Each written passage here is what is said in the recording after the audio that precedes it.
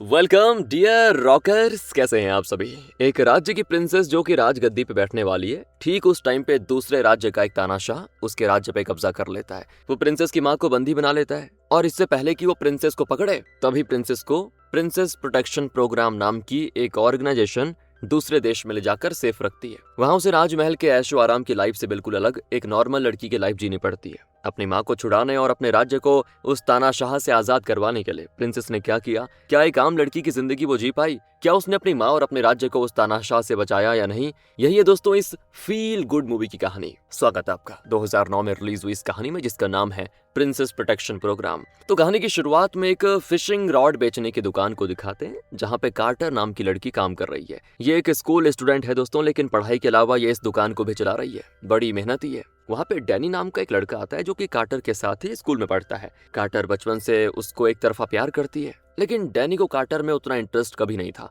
यहाँ तक कि कार्टर का नाम तक उसे याद नहीं रहता। फिलहाल वो फिशिंग के लिए कोई चीज खरीदने आया है और पूछता है कि तुम्हारा नाम क्या है, और कार्टर को फिर से उसे अपना नाम बताना पड़ जाता है। वो फिशिंग के लिए कोई आइटम खरीद ले जाता है तो कार्टर उसके पीछे भागती है कि कोई बहाना करके उससे लिफ्ट मांग लूं और उसके साथ थोड़ा वक्त बिताऊं। लेकिन उसकी कार में पहले से दो लड़कियां बैठी होती हैं। उनमें से आगे बैठी लड़की का नाम है चेल्सिया और पीछे वाली का नाम है ब्रूकी। दोनों ही काफी अमीर घर की लड़कियां हैं दोस्तों, और क्योंकि कार्टर अमीर नहीं है तो दोनों हमेशा कार्टर को बहुत ही बुली करती रहती हैं, मतलब अकड़ दिखाती हैं। कार्टर भी उनसे चिढ़ती है। अब कार्टर डैनी से पूछती है क्या तुम मुझे लिफ्ट दोगे प्लीज। चेल्सिया ने बैक सीट पे अपनी एक ड्रेस बिछा के रखी थी और कहती है कि ये जगह किसी की रिजर्व्ड है, तुम बस में स्कूल आ जाना। कम से कम डैनी तो कह सकता था कि चेल्सिया तुम अपनी ड्रेस साइड में हटाओ और कार्टर को बैठने दो, पर नहीं दोस्तों, वो कुछ नहीं कहता और कार्टर को गुड बाय कह के निकल जाता है। बेचारी कार्टर उदास हो जाती है। कार्टर के पापा जिनका नाम मैसन है वो ये सब देख रहे होते हैं। कहते हैं कि कोई बात नहीं बेटा, मैं तुम्हें स्कूल छोड़ दूंगा। मैसन असल में एक छोटे से राज्य का आर्मी जनरल है। वो कार्टर को हिम्मत देता है कि इस उम्र में लड़के ऐसे ही होते हैं, तुम जी छोटा मत करो बेटा, सब ठीक हो जाएगा। इतने में उसे उस राज्य के पैलेस से कॉल आता है कि अर्जेंट बात है, जल्दी आ जाओ। तो कार्टर इस पर और उदास हो जाती है कि क्या पापा आप फिर से जा रहे हैं। लेकिन मैसन कहता है कि बेटा मैं बस 2 हफ्तों के लिए जा रहा हूँ, लौट आऊंगा फिर, तुम फिक्र मत करो। और अगले सीन में उस राज्य के पैलेस को दिखाते हैं जहाँ राज्य की प्रिंसेस जिसका नाम रोज है वो अपने पिता की मौत के बाद राजगद्दी पे बैठने वाली है। उसी के लिए यहाँ पे रिहर्सल चल रहा है। तो वहाँ पे रोज का ड्रेस डिजाइनर आता है जिसे रोज अपना बहुत अच्छा दोस्त मानती है। वो कहता है कि इस ड्रेस में सच में आप बहुत ही ज्यादा खूबसूरत लग रही हैं। दूसरी ओर रानी मैसन से बात कर रही होती है और रानी दोस्तों बहुत ही परेशान है क्योंकि राजा की मौत के बाद पास के राज्य का तानाशाह किसी भी वक्त इनके राज्य पे कब्जा जमाने की कोशिश कर सकता है। उससे पहले रोज को कैसे भी करके राजगद्दी पे बैठना होगा। तो मैसन भी रानी को हिम्मत देता है कि आप फिक्र मत कीजिए, ऐसा कुछ नहीं होगा। अगर ऐसी कोई आफत आ भी गई तो रोज को मैं अपनी बेटी की तरह संभालूंगा। रानी कहती है हाँ मुझे तुम पर पूरा विश्वास है मैसन, इसीलिए मैंने तुम्हें यहाँ पे बुला भेजा है। अगले सीन में दोस्तों रोज राजगद्दी पे चढ़ती है। उसके सर पर ताज रखने वाले होते हैं कि इतने में वो दुश्मन राज्य का तानाशाह टपक पड़ता है। इसका नाम है केन। उसकी सेना ने पूरे राज्य को घेर लिया है। अब अगर वो रोज को बंदी बना लेगा तो ये पूरा राज्य उसका हो जाएगा, और इसी बात का तो रानी को डर है। वो मैसन को देखती है। मैसन केन के कुछ आदमियों को मार गिराकर रोज को वहां से बचा के लेके जाता है। रानी भी पीछे भागती है और एक पॉइंट पर वो अपनी बेटी से कहती है कि बेटा मैं यहाँ सब संभाल लूंगी, लेकिन तुम्हें उसके हाथ में नहीं जाने दूंगी। तुम मैसन के साथ चले जाओ, वो तुम्हें सुरक्षित जगह लेके जाएगा। रोज कहती है आप भी आइए ना माँ, लेकिन रानी कहती है अगर मैं आ गई तो इस राज्य के लोगों का क्या होगा। हमें कैसे भी करके अपने राज्य को वापस पाना है, तब तक तुम्हें दुनिया की नजरों से छुप कर रहना होगा। और फिर वो रोज को अपना एक लॉकेट पहनाकर उसे मैसन के साथ विदा करती है। दोनों एक चॉपर में वहां से बच निकलते हैं दोस्तों। केन कहता है कि ज्यादा खुश मत होना कि तुम्हारी बेटी बच निकली, बहुत ही जल्दी मैं उसका पता लगा लूंगा और उसे कैद करूंगा, फिर ये राज्य ऑफिशियली मेरा हो जाएगा। ये कहकर वो रानी को कारागार में बंद करवा देता है। दूसरी ओर मैसन रोज को एक आइलैंड पे लेके जाता है जहाँ है एक सीक्रेट बंकर। अब रोज की समझ में नहीं आता कि ये क्या जगह है। फिर पता चलता है कि ये एक इंटरनेशनल ऑर्गेनाइजेशन है जिसका नाम है प्रिंसेस प्रोटेक्शन प्रोग्राम। दुनिया के छोटे छोटे राज्य जहां आज भी रॉयल फैमिलीज राज करती हैं, उनमें से कभी किसी राज्य पर कोई कब्जा कर ले तो उस राज्य के प्रिंसेस को ये लोग बचा कर ले आ जाते हैं। इस ऑर्गेनाइजेशन को अलग अलग रॉयल फैमिलीज फंड करके चला रही हैं। यहाँ की डायरेक्टर है दोस्तों जिसका नाम है मॉली। वो रोज को सब कुछ अच्छे से एक्सप्लेन करती है, बताती है कि हमने कई प्रिंसेस को इस तरह रेस्क्यू करके दुनिया के अलग अलग जगहों पे उनको सेफ रखा हुआ है। अब रोज घबरा जाती है, पूछती कि मुझे यहाँ पे क्या करना होगा, क्यों, कब तक रखा जाएगा। तो मॉली कहती घबराने की कोई जरूरत नहीं है, जब तक आप सेफ हो आपका राज्य सेफ है। जब ऑफिशियली आपका राज्य आपको मिल जाएगा तब हम आपको वापस आपके राज्य आपको पहुंचा देंगे। तब तक आपको अपनी आइडेंटिटी चेंज करके दूसरी जगह पे रहना होगा। रोज की आइडेंटिटी चेंज करने के लिए वो पहले तो उसके बाल काटने लग जाते हैं, लेकिन रोज कहती है कि कुछ भी करने से पहले मुझे मैसन से बात करनी है। तो वो मैसन से पूछती है ये सब क्या चल रहा है, मुझे यहाँ बहुत ही डर लग रहा है, न जाने मेरी माँ का क्या होगा वहाँ पे, मुझे राज्य वापस जाना चाहिए। तो मैसन कहता है कि जब तक आप सेफ हो ना, आपकी माँ को भी कुछ नहीं होगा। अगर आप वापस गई तो केन आपको भी कैद कर लेगा और फिर आपकी माँ और राज्य दोनों उसके कब्जे में चले जाएंगे।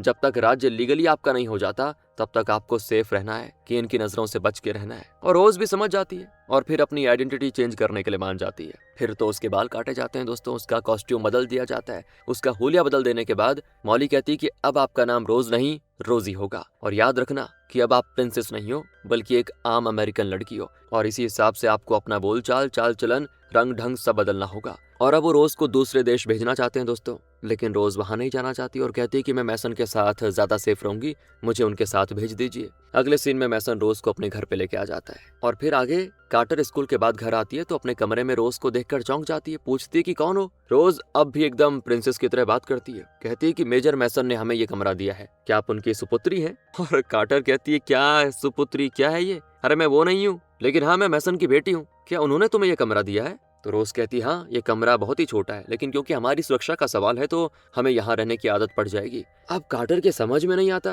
कि ये है तो एक ही, लेकिन हम करके क्यों बात कर रही है। और वो सीधे जाकर मैसन से पूछ लेती कि पापा ये लड़की कौन है और कुछ पागल टाइप की है क्या, मतलब अकेली और हम करके बात कर रही है। तो फिर मैसन उसे पूरी बात बताता है कि बेटा हमें रोज का अच्छे से ख्याल रखना होगा, और जब तक वो राज्य ऑफिशियली रोज को नहीं दिया जाता या उसका नहीं हो जाता किसी को उसके बारे में पता नहीं चलना चाहिए। है पापा, लेकिन अगर कोई पूछेगा कि ये कौन है तो मैं क्या कहूंगी? तो मैसन कहता है कि उसे अपनी कजन बता देना, खत्म। अब कार्टर वापस कमरे में जाती है और रोज से कहती है हमें ये कमरा शेयर करना होगा। रोज पूछती है इतने छोटे से कमरे को दो लोग शेयर कैसे कर सकते हैं, इतना छोटा है ये। देखो महारानी ये तुम्हारा पैलेस नहीं है, हमारा छोटा सा घर है, यहाँ पे रहना है आपको तो थोड़ा एडजस्ट करना पड़ेगा, आई बात समझ में? ये कहकर कार्टर फटाक करके दरवाजा बंद करके चली जाती है। अब रात हो जाती है दोस्तों, रोज तो एकदम रानी की तरह कमरे में बैठी रहती है और कार्टर उसके लिए पिज्जा लेके आ जाती है, पर वो कहती मुझे नहीं खाना, लेकिन क्या तुम अपना नाइट ड्रेस मुझे दोगी? मेरे पास और कोई ड्रेस भी नहीं है, और हाँ क्या तुम मेरा बिस्तर ठीक कर दोगी? तो कार्टर कहती है ओ मैडम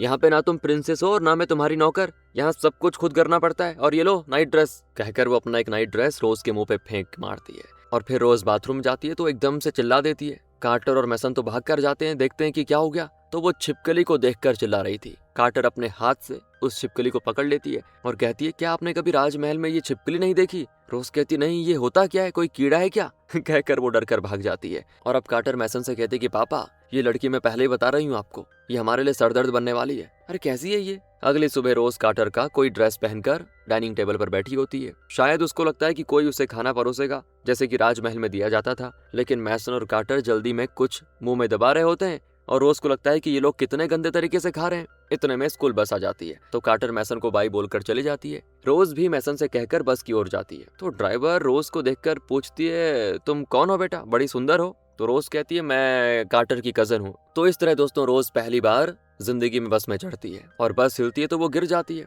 मतलब उसे आदत जो नहीं है ना इसकी, इसीलिए। और यहाँ मैसन अपने ट्रक से एक सीक्रेट सिस्टम के जरिए मॉली को कॉल करके बताता है कि प्रिंसेस ने स्टेज 4 क्रॉस कर लिया है। स्टेज 4 यानी कि रोज अब आम जनता में घुल मिल चुकी है और किसी को शक नहीं हुआ। तो वहाँ रोज और कार्टर स्कूल पहुंचती है। कार्टर तो आगे चली जाती है और रोज बस से उतरती है तो एडवर्ड नाम का लड़का उसकी वीडियो शूट करने लगता है और पूछता है क्या तुम नहीं हो स्कूल में? दरअसल क्या है, एडवर्ड को कार्टर पे क्रश है ना, लेकिन कार्टर तो बचपन से डैनी पे फिदा है। तो रोज कहती मैं तो कार्टर की कजन हूँ। तो एडवर्ड कहता है तुम कहाँ से आई हो वैसे? इतने में कार्टर आ जाती है और कहती ये मेरे मामा की लड़की है। कहकर वो रोज को तुरंत लेके जाती है वहां से और कहती है कि तुम एकदम प्रिंसेस की तरह चल फिर रही हो, बातें भी प्रिंसेस की तरह कर रही हो, प्लीज ऐसा मत करो यार, नॉर्मली बात करने की कोशिश करो, तू तड़ाक में बात करो, वरना किसी को पता चल गया तो मुसीबत हो जाएगी। फिर दोनों क्लास चली जाती हैं। वहाँ डैनी रोज को निहारने लग जाता है तो कार्टर को बुरा भी लगता है। फिर फ्रेंच टीचर आती है और रोज से बात करने लगती है। रोज प्रिंसेस है तो कई सारी लैंग्वेजेस जानती है। अब उसे फ्रेंच में काफी फ्लुएंटली बात करता देखकर सभी हैरान होते हैं कि वाह कमाल है।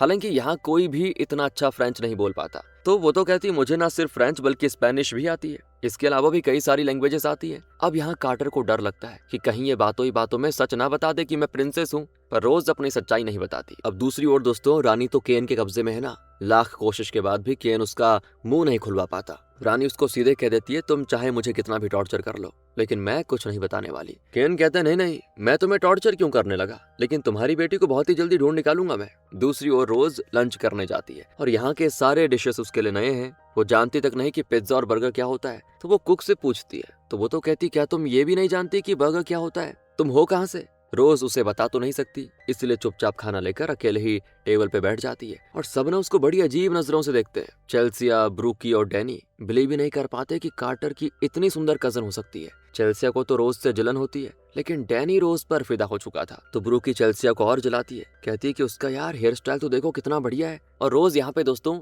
एकदम राजमहल की तरह नैपकिन वगैरह बिछा के साफ सफाई के साथ खाने बैठ जाती है। उसे बर्गर खाना तक नहीं आता, तो कार्टर उसको सिखाती है। और तब एक स्टाफ आकर होम कमिंग पार्टी के बारे में अनाउंस करता है। कहता है कि इस पार्टी के लिए हम स्कूल की सबसे बेहतरीन 3 लड़कियों को सिलेक्ट करने वाले हैं। सिलेक्शन उनके बर्ताव, रहमदिल, अच्छे काम, इन सब के आधार पे होगा। इस तरह टॉप 3 प्रिंसेस चुनी जाएंगी और वोटिंग के आधार पर उनमें से टॉप लड़की को क्वीन का खिताब और क्रॉन दिया जाएगा। अनाउंसमेंट सुनकर रोज कार्टर से कहती, क्या सच में तुम भी क्वीन बन सकती हो। तो कार्टर कहती, हाँ, क्वीन तो कोई भी बन सकती है। और ये सुनकर रोज जोश में टेबल पे खड़ी हो जाती है और कहती है कि कार्टर बहुत ही अच्छी लड़की है, आप सब उसी को क्वीन बनाना, उसी को अपने वोट्स देना। दरअसल स्कूल की क्वीन सिर्फ एक खिताब है दोस्तों, लेकिन रोज तो ये सोच लेती है कि अगर कार्टर क्वीन बन गई तो ये स्कूल उसका राज्य बन जाएगा और वो यहाँ पे राज कर पाएगी। तो ये बात तो ऐसे कार्टर को थोड़ा एम्बैरेसिंग भी लगती है और वो उठकर चली जाती है। घर लौटते वक्त रोज उससे कहती है, मैंने कुछ गलत कह दिया था क्या, जो तुम इस तरह बिहेव कर रही हो। असल में कार्टर को रोज की बात का बुरा नहीं लगता,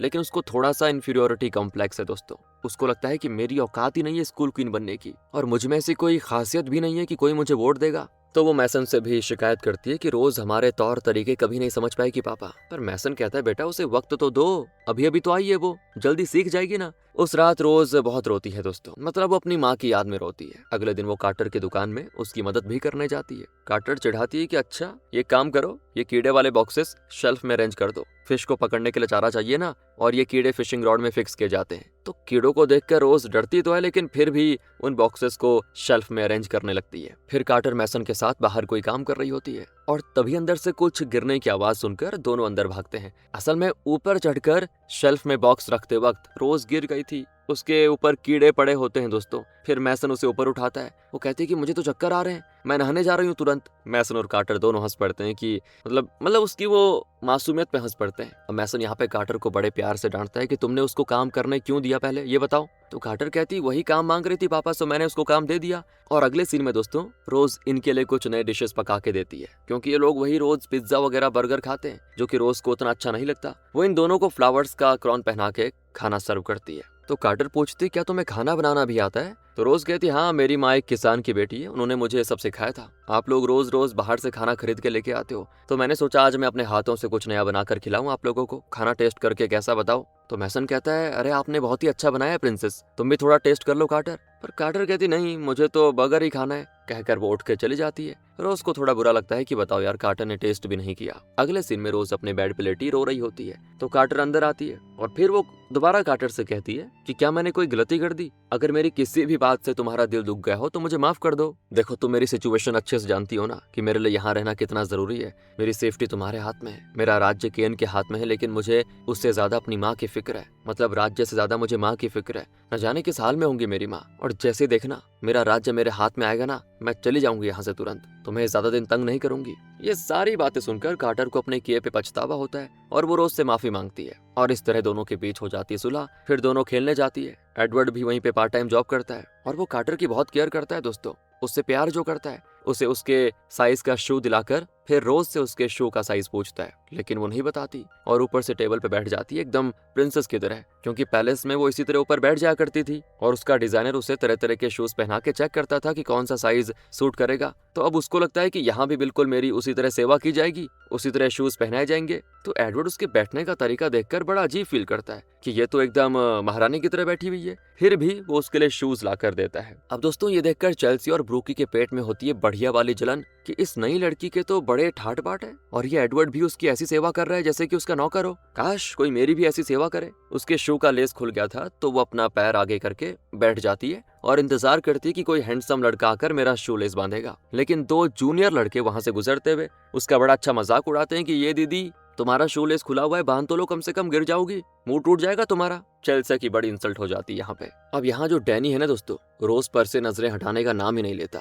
लेकिन रोज उसका कैरेक्टर समझ गई है कि वो खूबसूरत लड़कियों को इस तरह देखता रहता है और बाकियों को इग्नोर करता है, इसीलिए वो डैनी को मुड़कर भी नहीं देखती। लेकिन एडवर्ड बड़ी तिरछी नजर से कार्टर को देख रहा है। ये बात रोज नोटिस कर लेती है और समझ जाती है कि पक्का एडवर्ड के दिल में कार्टर के लिए कुछ तो है। फिर सभी खेलने लग जाते हैं। चेल्सिया पहले शॉट में ही फुल स्ट्राइक कर देती है, रोज भी अपने पहले ट्राई में फुल स्ट्राइक कर देती है। अब पहले तो लगता है कि ये बाई चांस हुआ है, लेकिन रोज बार बार फेंकती है और हर बार उसका फुल स्ट्राइक होता है। अब उसका गेम देखने के लिए लोग जमा हो जाते हैं। चेल्सिया तो अब जलकर राख हो जाती है पूरी तरह। ब्रूकी कम से कम रोज से उतना नफरत तो नहीं करती, लेकिन चेल्सिया को काफी चिढ़ है कि कहीं रोज अपना टैलेंट दिखाकर दूसरे बच्चों का दिल जीतकर इस साल की क्वीन ना बन जाए। और अब रोज को कैसे भी करके फंसाने के इरादे से चेल्सिया और ब्रूकी उससे बात करने लगती हैं। कहती हैं कि तुम तो बड़ी सुपर्ब खेलती हो। फिर तीनों का आपस में इंट्रो भी हो जाता है। अगले सीन में रोज और कार्टर अपने कमरे में होती है। रोज कहती है एक बात बताऊं तुम्हें, आज मैंने 2 बातें नोटिस की। एक तो एडवर्ड तुम्हें बहुत देर से निहार रहा था, लेकिन तुम डैनी को निहार रही थी। आखिर मामला क्या है? तुम डैनी को पसंद करती हो क्या, और क्यों? तो कार्टर कहती है कि बचपन से हम दोनों एक ही साथ पढ़े हैं। जब हम 3rd क्लास में थे ना, तो एक दिन उसने मुझे बड़े प्यार से किस किया। उसके बाद से मैं उसे पसंद करने लगी, लेकिन मैं तो जैसे उसके लिए कुछ हुई नहीं। उसे तो मेरा नाम तक याद नहीं रहता। रोज कहती है मुझे लगता है तुम उसे जरूरत से ज्यादा अहमियत दे रही हो, वो तुम्हारे लायक बिल्कुल नहीं है। लेकिन हाँ, एडवर्ड की आंखों में मैंने तुम्हारे लिए प्यार देखा है, बहुत ही अच्छा लड़का है वो। ये मेरी राय है, वैसे बाकी तुम्हारी मर्जी। और कार्टर भी दोस्तों अब एडवर्ड के बारे में जरा सोच में पड़ जाती है। तो रोज कहती है कल भी बॉलिंग के लिए चलें क्या? कार्टर कहती है मैं तो नहीं आ पाऊंगी क्योंकि कल मुझे दुकान भी तो संभालनी है। यहाँ पे दोस्तों हर किसी को कोई ना कोई काम करना होता है, वरना घर नहीं चल सकता। ये बात रोज समझ जाती है और उसकी ये एडवाइस लेकर अगले दिन रोज चेल्सिया के पापा की आइसक्रीम शॉप में काम करने जाती है। मौका पाकर अब चेल्सिया रोज को बदनाम करने की सोचती है और कहती है हाँ तुम यहाँ काम कर लेना, वैसे आज इस दुकान को तुम अकेली संभालोगी, ऑल दी बेस्ट कह के वो तो चली जाती है। और ब्रूकी से कहती है कि वो मछली अब जाल में फंस गई, पता है, अब देखो मैं क्या करती हूँ। दूसरी ओर कार्टर फिशिंग कर रही होती है और एडवर्ड उसकी वीडियो बना रहा होता है। तब एडवर्ड को एक कॉल आता है और दोनों घबराए घबराए तुरंत चेल्सिया की आइसक्रीम शॉप पहुंच जाते हैं। असल में दोस्तों चेल्सिया ने जानबूझ के अपने ढेरों फ्रेंड्स को एक ही टाइम पे अपनी दुकान पे भेज दिया और रोज उतनों को मैनेज नहीं कर पाती। ऊपर से उसे मशीन से आइसक्रीम भी ठीक से निकालना नहीं आता। ये सब देखकर चेल्सिया और उसके फ्रेंड्स बड़े हंस रहे होते हैं। जूस मशीन भी ओवरफ्लो हो रही होती है और पूरे दुकान का सत्यानाश हो जाता है। चेल्सिया ने तो प्लान किया था कि ऐसा करके वो रोज का इमेज डैमेज करवा देगी, फिर उसे कोई वोट नहीं देगा और ना ही वो क्वीन बन पाएगी। इतने में कार्टर और एडवर्ड पहुंच जाते हैं वहां पे। सभी रोज को देखकर हंस रहे होते हैं। तो कार्टर पूछती है तुम यहाँ पे आई क्यों थी वैसे रोज? रोज कहती है अरे तुम्ही ने तो कहा था कल कि यहाँ पे हर किसी को काम करना होता है, बस इसीलिए काम करने आ गई। कार्टर कहती है ओहो तुम कितनी भोली हो यार, मतलब तुम्हें काम करने के लिए चेल्सिया की दुकान मिली थी क्या? उसने जानबूझ के तुम्हें फंसाया है। अब रोज बाहर आती है और एकदम प्रिंसेस की तरह शांति से चेल्सिया से कहती है कि हमने तुम पर विश्वास किया, लेकिन तुमने हमारा विश्वास तोड़ दिया है। तुम्हारे पिता ने तुम्हारे भरोसे अपनी दुकान छोड़ी, लेकिन तुमने उनके विश्वास को भी तोड़ दिया। वो जरूर बहुत दुखी होंगे कि उनकी बेटी के इतने बुरे ख्यालात हैं। इतना कह के रोज चली जाती है। अब उसका बर्ताव देखकर सभी उसे पसंद करने लग जाते हैं कि उसने कितने सब्र से काम लिया, बताओ। मतलब सब ये देखते हैं कि ना तो वो चेल्सिया पे चिल्लाई और ना ही कोई बुरे शब्द कहे। और अब रोज के जाने के बाद उस स्कूल के ग्रुप में चैट में डिस्कशन शुरू हो जाते हैं कि प्रिंसेस बनने की सारी क्वालिटीज रोज में है। आई मीन उनके हिसाब से तो वो रोजी है, तो वो रोजी कहते हैं। ये जानकर चेल्सिया को अच्छा नहीं लगता। वो कहती है जो करना मैंने सोचा था वो तो हुआ नहीं। अब वो ब्रूकी से कहती है वो प्रिंसेस बन सकती है, लेकिन क्वीन तो मैं ही बनूंगी, उसे मैं कभी भी क्वीन नहीं बनने दूंगी। और इस घटना के बाद रोज और कार्टर की दोस्ती और गहरी हो जाती है। रोज कार्टर को बताती है कि पैलेस में ना मेरा एक कॉस्ट्यूम डिजाइनर हुआ करता था, मेरी बहुत ही केयर करता था। मैं अपनी माँ के साथ साथ उसे भी बहुत मिस करती हूँ। पैलेस में वो मेरा इकलौता दोस्त था। अगली सुबह स्कूल की 3 प्रिंसेस के नाम अनाउंस किए जाते हैं। पहली है चेल्सिया, सेकंड कार्टर, और कार्टर का नाम सुनकर रोज को बड़ी खुशी होती है। तीसरा नाम होता है रोजी का, यानी कि खुद रोज का। और कोई बिलीव नहीं कर पाता। चेल्सिया को लगा था कि 3 प्रिंसेस में एक ब्रूकी भी होगी, लेकिन ऐसा नहीं हुआ। और वो रोजी को तो इस कंपटीशन से बाहर करना चाहती थी,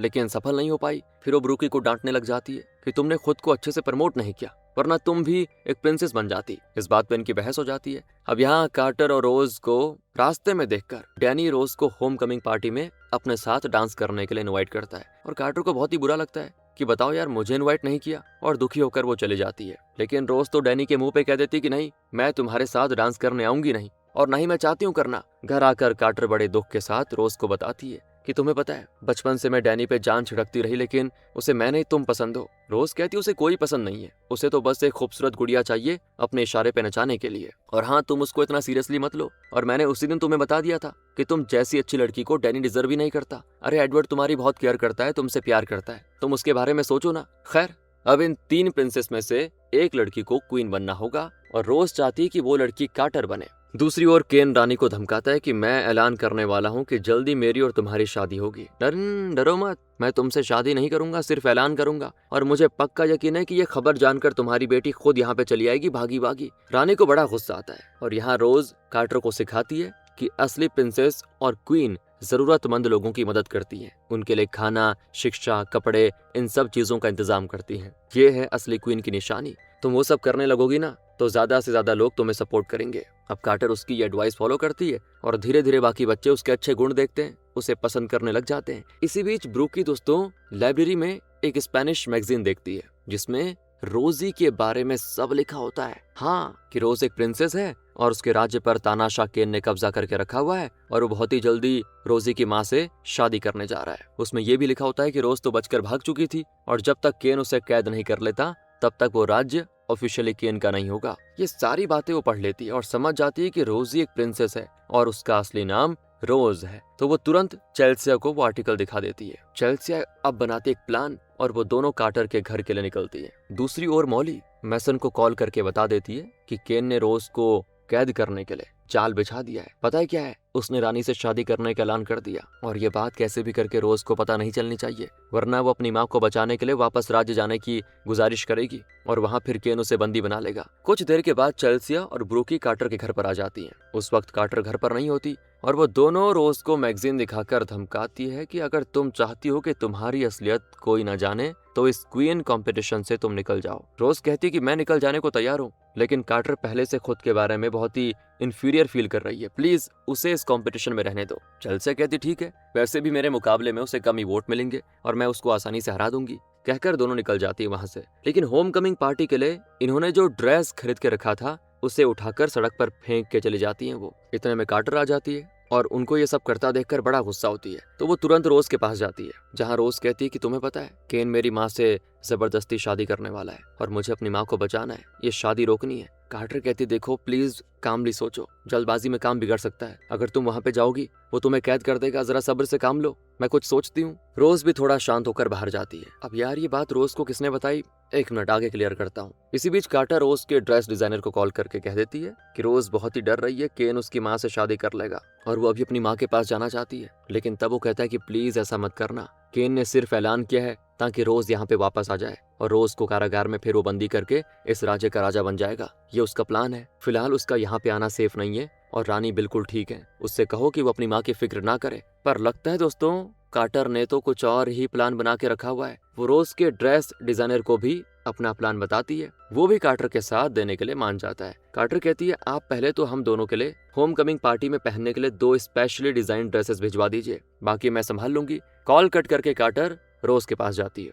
और कहती है कि तुम परेशान मत हो, तुम अभी वापस मत जाओ, परसों होम कमिंग पार्टी के बाद तुम अच्छे से सोच समझ कर फैसला करना। तो रोज भी मान जाती है इसके लिए। दूसरी ओर रोज का कॉस्ट्यूम डिजाइनर कार्टर के प्लान के मुताबिक केन के कान भरने लग जाता है कि मैं जान चुका हूँ कि अब रानी का इस राज्य में कोई पावर नहीं रहा और अब आप राजा बनने वाले हैं, इसीलिए आपको एक जरूरी बात बताना चाहता हूँ। हालांकि मैंने रानी का नमक खाया, लेकिन अब आपको ये बात बताकर मैं गद्दारी कर रहा हूँ। असल में रोज ने मुझे कॉल किया और बताया कि उनके स्कूल में कोई होम कमिंग पार्टी है, उसमें पहनने के लिए उन्होंने मुझसे एक ड्रेस मंगवाया। मैंने उनके लिए ड्रेस तैयार भी करके रखा हुआ है। आप उस ड्रेस के जरिए प्रिंसेस को आसानी से पहचान सकेंगे और उसे यहाँ पे उठा ला पाएंगे। तो केन पूछता है क्या तुम सच बोल रहे हो, तुम पर मैं विश्वास कैसे कर लूं? तो वो कहता है मैं बिल्कुल सच बोल रहा हूँ सर। कहकर वो केन को एक ब्लू कलर का गाउन दिखाकर कहता है यही ड्रेस मैं रोज के लिए भेजने वाला हूँ। और केन भी उसकी बात का यकीन करके अपने आदमियों को लेकर चला जाता है। और फिर हमें पता चलता है यहाँ पर कि ड्रेस डिजाइनर ने कार्टर के प्लान के हिसाब से 2 ड्रेसेस तैयार किए थे